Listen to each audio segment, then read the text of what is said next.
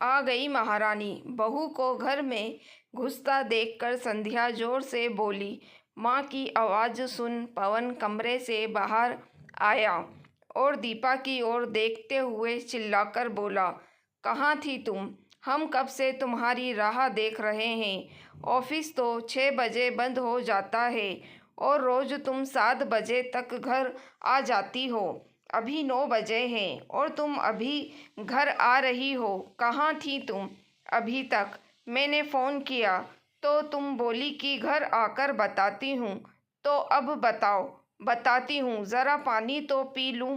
Deepa table पर रखे जग से पानी निकालते हुए बोली। गिलास में पानी लेकर वह सोफे पर बैठी।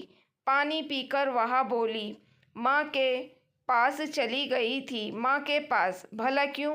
पवन बोला, अरे इसकी तो आदत है हर दूसरे तीसरे दिन किसी ना किसी बहाने माँ के पास जाने की। संध्या मुंह बनाकर बोली, बस इसके लिए तो एक इसकी माँ ही सब कुछ है। हम तो कुछ है ही नहीं। दोनों बच्चे भूखे हैं, हम भूखे हैं। रात का खाना नहीं बना है और ये मायके घूम कर आ रही है। मम्मी जी, मैं मायके घूमने नहीं गई थी। माँ की तबीयत ख़राब थी। बगल के रिंकू भैया ने दोपहर को फ़ोन किया था। मैं ऑफिस से आधे दिन की छुट्टी लेकर उन्हें देखने गई थी। पापा के जाने के बाद वह अकेली हो गई हैं और अपने स्वास्थ्य के प्रति लापरवाह भी। अब मैं उसकी अकेली संतान हूँ तो मुझे ही देखना पड़ेगा ना। दीपा इतना बोलकर पवन की ओर मुड़ी। मैं जानती थी कि आपको तो फुर्सत मिलेगा नहीं और सदा की भांति आप मेरे साथ तो चलेंगे नहीं, इसलिए मैं अकेली चली गई। सोचा था 7 बजे तक आ जाऊंगी, पर माँ को डॉक्टर से दिखाने, दवा देने और कुछ देर हो गई। मैं तो वहाँ रुकना चाहती थी, पर रिंकू भैया और उनकी माँ को रात में देखने को कहकर आ गई। अरे तुम तो माँ के पीछे ही लगी रहती हो। हमारी परेशानी का तो तुम्हें कुछ ध्यान ही नहीं। तुम फ़ोन से रिंकू भैया को ये सब करने को बोल देती। पवन झुंझलाकर बोला, ऐसा है ना पतिदेव, मैं सिर्फ आपकी पत्नी नहीं, किसी की बेटी भी हूँ।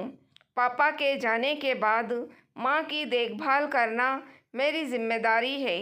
रात के खाने के लिए मैंने ऑर्डर कर दिया है। खाना आता होगा। बच्चे सिर्फ मेरे ही नहीं हैं, आपके बच्चे और मम्मी के पोता पोती भी हैं।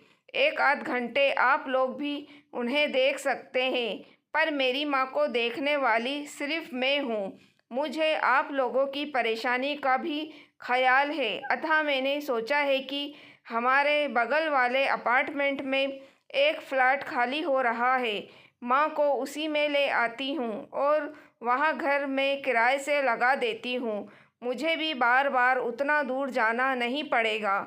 मैं माँ की देखभाल भी आसानी से कर सकूँगी और आप लोगों को भी परेशानी नहीं होगी। माँ यहाँ हमारे घर में तो रहेगी नहीं। दीपा ने इतना झंझट क्यों करती हो? माँ को वृद्ध आश्रम में क्यों नहीं रख देती? संध्या झट से बोली। दीपा ने गंभीरता से कहा, मम्मी जी, बीमार तो आप भी पड़ती ही हैं। आपके कारण मैं भी कुछ परेशानियां होती हैं, फिर भी आप पवन की माँ हैं। मैं भी आपको सदा माँ ही समझती हूँ। जैसे आप पवन की माँ है, वैसे ही मेरी माँ है। जैसे आपकी देखरेख पवन की जिम्मेदारी है, वैसे ही मेरी माँ की देखरेख मेरी जिम्मेदारी है। क्या मैंने आपको वृद्ध आश्रम भेजने की बात कभी की? फिर मेरी माँ के लिए ऐसी बात क्यों?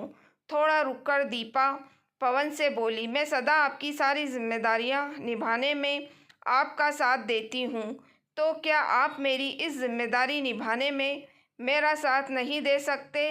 कहते कहते दीपा का गला रुंध गया और वह चुप हो गई। तुम ठीक कहती हो, तुमने सदा मेरे साथ दिया है। मैं भी तुम्हारी इस जिम्मेदारी निभाने में तुम्हारा साथ दूंगा।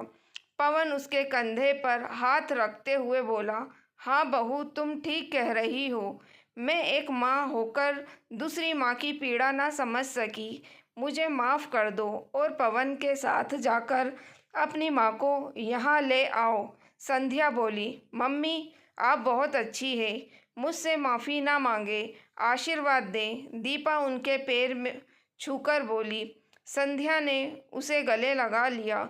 दोस्तों, अगर आपको कहानी पसंद आई है तो प्लीज़ आप मेरे चैनल वॉइस ऑफ नीलोफर को सब्सक्राइब ज़रूर कीजिएगा और मेरी वीडियो को लाइक और शेयर भी ज़रूर कीजिएगा। Thank you for watching.